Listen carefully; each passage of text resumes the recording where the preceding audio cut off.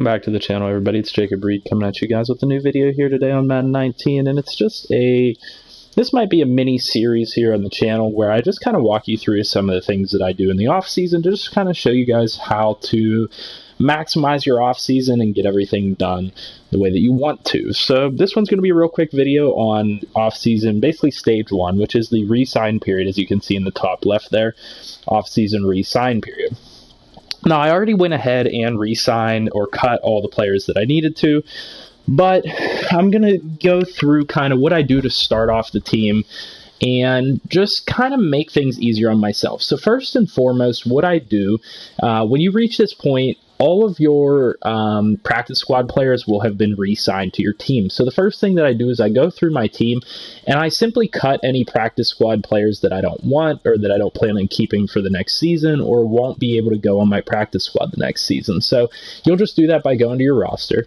And then you'll sort through different positions and find players that wouldn't necessarily be there that might now be there. Like a guy like Bo Scarborough, for example, you might have had on your practice squad and you might not plan on keeping him, so you cut him to save the cap space. Now, the thing is what it's going to show you is for a lot of those practice squad players, they're going to be signed to a 1-year deal for the next season, and so that's going to take up cap space. So getting rid of them early is going to help you with your re-signing, and that's why I say first thing you want to do is cut all those players that were signed if they're players that you're not going to keep or use moving forward, because then you'll have more money to be able to actually re-sign your free agents. Now, the next thing you want to do is you want to go through and you want to evaluate some of your salary situation.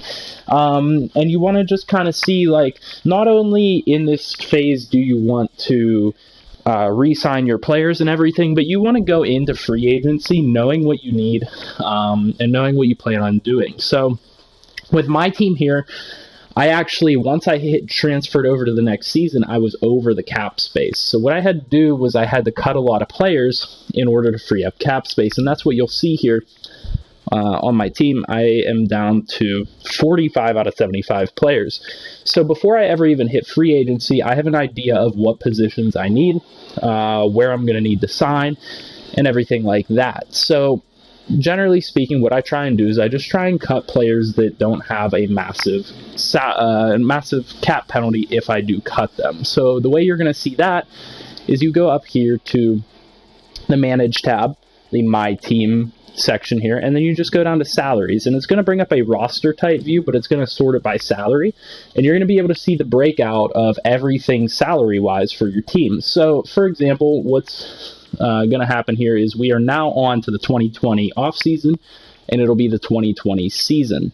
So this is what it has my players as if they are signed through the 2020 season, and then you'll be able to look and see, you know, are they signed through the next year as well, so on and so forth.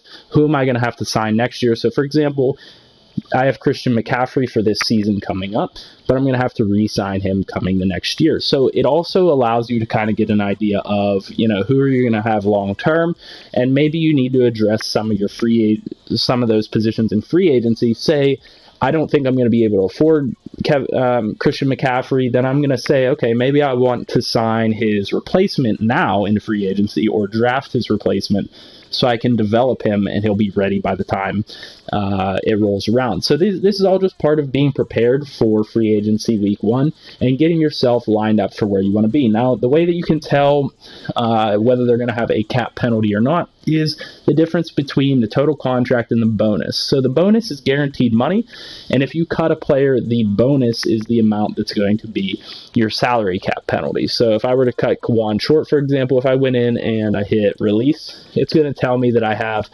19.7 million in cap penalty. Now that's going to be spaced out over a couple years, so that's going to be 19.7 million this year. But if you were to look at his contract, he's over 2 years, so it's going to be this number divided by 2 years is essentially what it is. So this year I'll have a $19 million cap penalty. Next year I'll also have like a $20-some million cap penalty. So that's not something you necessarily want to do, but you want to look at players that you could potentially save money on. So what I do, I sort by the total amount that they're going to be making this season, and then what I do is I go down from the most money and I look at their overall. So I see, I have an 86 overall Cam Newton making $28 million. So that indicates to me he's probably being overpaid a little bit because he's the highest paid player on my team. He's making a ton of money, and he's making more than a 99 overall, and he's only an 86. So that's saying that you may want to move on from Cam Newton. So you may want to look into cutting him, or you may want to look into trading him. So that's something you want to keep into mind, and this is just what I'm saying in terms of being prepared come free agency, because when free agency comes along, the trade window opens up again, because that's how the trade deadline works in Madden. So you won't be able to trade at this point, but once free agency rolls around, you'll be able to trade again, and so you'll be able to trade away Cam Newton, for example, relieve yourself of $28 million in cap space, and maybe bring in a cheaper quarterback, somebody that's going to produce pretty similar numbers, but at a cheaper price. You can get an 86 overall quarterback for a lot cheaper than $28 million. Now, I think that's always a good baseline to look at. If you look at your best player and see what they're making, they're a good baseline to go off of. So, 99 overall making $22 million. I know that if the guy making more than that is a significantly lower overall, then I'm probably overpaying that person.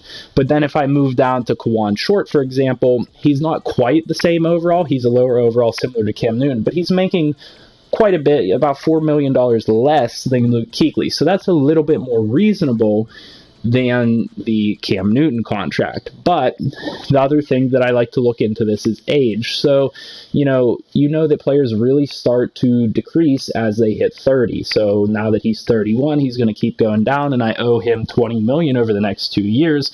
I'm going to be overpaying him significantly in the next year. So I'm going to be looking to trade guys like Cam Newton, Kawan Short, and then maybe Dontari Poe and guys that are similar to that. But Dontari Poe doesn't have that big of a contract.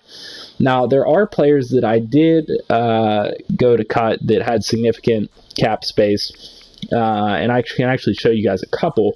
So a couple of those examples would be guys like Greg Olsen or Clay Matthews. These are guys that I could potentially cut that would save me quite a bit of space. So Greg Olsen, for example, would save me $4 million in cap space and 4.1 for Clay Matthews, and they're only a 79 and a 73. So these are the types of players that you're looking for. You're looking for a lot lower overall, being paid more money than they should be getting paid. And I've already cut quite a few of those players already. I cut Deshaun Jackson I had on my team.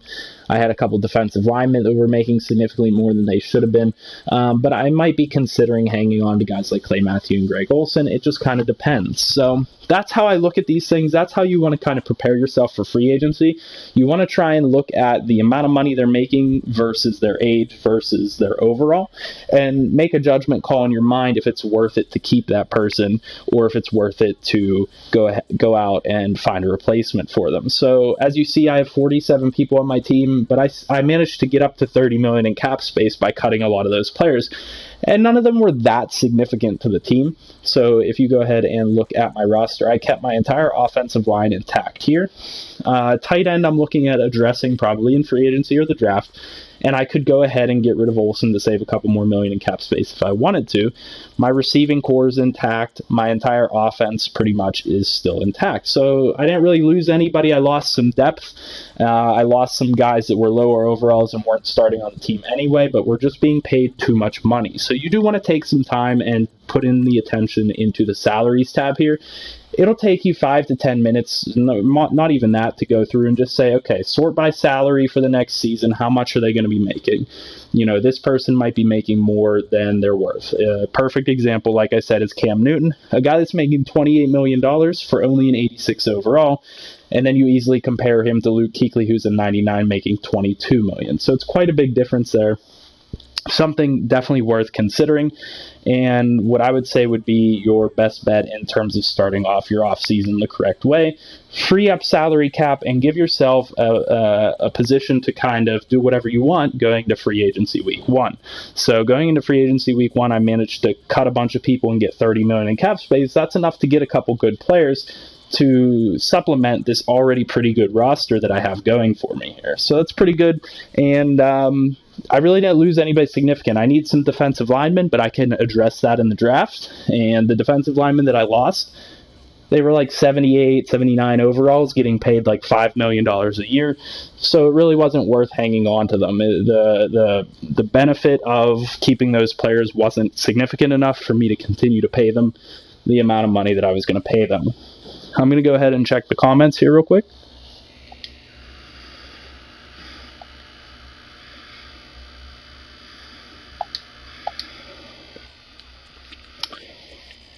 All right. Shout out to Elijah Marshall for commenting on the video. He said, yes, if I wanted to do a rebuild, I would be interested in doing a rebuild franchise for sure. Hit me up with a PlayStation message if you are interested. I certainly would be willing and able to do that. But that's just what I recommend here in free agency. Or right before free agency week 1. Like I said, I might make this into just a short little series on the channel, short little videos to give you guys an idea of what I'm doing in each step. And in step 1 here, I'm looking to re-sign my players and cut cap space. That's kind of the main thing you want to look towards free agency and towards even the next season to see what you're going to be able to do and what you want to do to address your needs. So keep that in mind. Pretty easy to do. Will only take you a couple minutes, and I hope that this video helps you guys out understanding my logic of what I do whenever I head into the off season here in Madden, and it's pretty much the same across all games. So hopefully this video helped you guys out. If it did, leave a like down below, subscribe to the channel for more, and I'll see you guys in the next one.